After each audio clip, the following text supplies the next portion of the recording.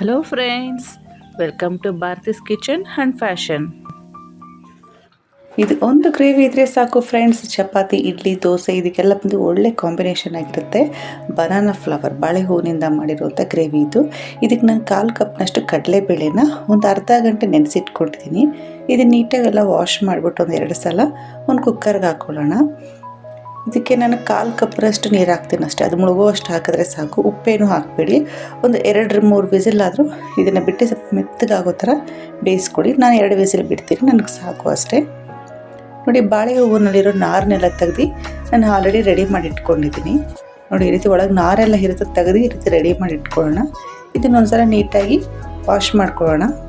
ಇದನ್ನು ಸಣ್ಣದಾಗಿ ಹಚ್ಕೋಬೇಕು. ಈ ರೀತಿ ಎಷ್ಟು ಸಣ್ಣಕ್ಕಾಗುತ್ತೋ ಆ ರೀತಿ ಸಣ್ಣಕ್ಕೆ ಹಚ್ಕೊಳ್ಳಿ.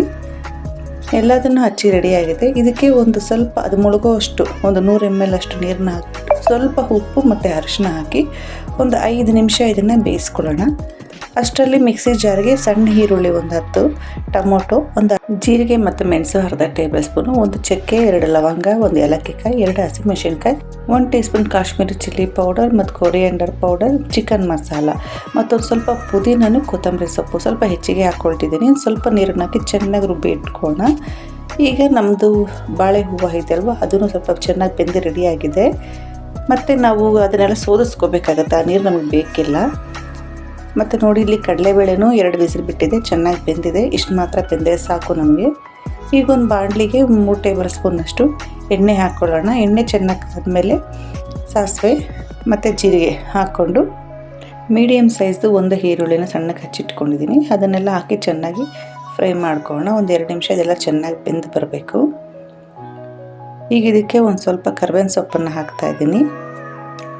ಮತ್ತು ನಾವು ಬೇಯಿಸಿಟ್ಕೊಂಡಿದ್ವಲ್ಲ ಕಡಲೆಬೇಳೆ, ಅದನ್ನು ಹಾಕ್ಕೊಂಡು ಮತ್ತು ನಾವು ಬೇಯಿಸಿಟ್ಟಿರುವಂಥ ಬಾಳೆ ಹೂವು ಇದನ್ನು ಹಾಕ್ಕೊಂಡು ಚೆನ್ನಾಗಿ ಮಿಕ್ಸ್ ಮಾಡಿ ಬೇಯಿಸ್ಕೋಬೇಕು.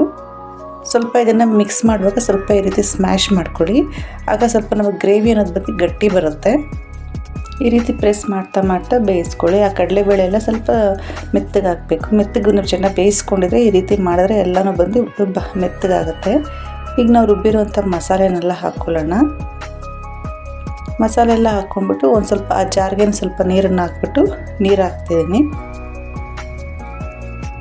ಮತ್ತು ಇನ್ನೊಂದು ಅರ್ಧ ಕಪ್ನಷ್ಟು ನಮಗೆ ಈ ಗ್ರೇವಿ ಬೇಕಲ್ವ, ಸ್ವಲ್ಪ ಚಪಾತಿಗೆ ರೈಸ್ಗೆ ಎಲ್ಲ ಆಗೋ ರೀತಿ ಇನ್ನು ಸ್ವಲ್ಪ ನೀರನ್ನು ಒಂದು ಅರ್ಧ ಕಪ್ ಆಗುತ್ತೆ. ಇದು ಒಂದು ಅರ್ಧ ಕಪ್ ನೀರು. ಮತ್ತು ಈ ಡಿಶ್ಶಿಗೆ ನಾನು ಈಗಲೇ ಉಪ್ಪು ಹಾಕ್ತಿರೋದು. ಉಪ್ಪು ಎಷ್ಟು ಬೇಕೋ ಅಷ್ಟು ಹಾಕ್ಕೊಂಡು ಚೆನ್ನಾಗಿ ಮಿಕ್ಸ್ ಮಾಡಿಬಿಟ್ಟು ಇದನ್ನು ಕ್ಲೋಸ್ ಮಾಡಿ ಒಂದು 15 ನಿಮಿಷ ಚೆನ್ನಾಗಿ ಬೇಯಿಸ್ಕೊಳ್ಳಿ. ಮಧ್ಯದಲ್ಲಿ ಮಿಕ್ಸ್ ಮಾಡ್ಕೊಳ್ತಾ ಇರಬೇಕು, ತಿರುಗಿಸ್ಕೊಳ್ತಾ ಇರಬೇಕು. ನೋಡಿ, ಚೆನ್ನಾಗಿ ಬೆಂದಿದೆ. ತುಂಬಾ ಈಸಿಯಾಗಿ ಈ ಗ್ರೇವಿ ಆಗೋಯಿತು. ನೀವು ಸಹ ಮಾಡಿ ನೋಡಿ. ಚಪಾತಿ, ದೋಸೆಗೆಲ್ಲ ತುಂಬಾ ಚೆನ್ನಾಗಿರುತ್ತೆ. ಇದು ರೈಸ್ಗೂ ಅಷ್ಟೇ. ಖಂಡಿತವಾಗ್ಲೂ ನೀವು ಟ್ರೈ ಮಾಡಿ ನೋಡಿ, ಹೇಗೆ ಬಂತು ಅಂತ ಕಮೆಂಟ್ಸಲ್ಲಿ ತಿಳಿಸಿ. Thanks for watching.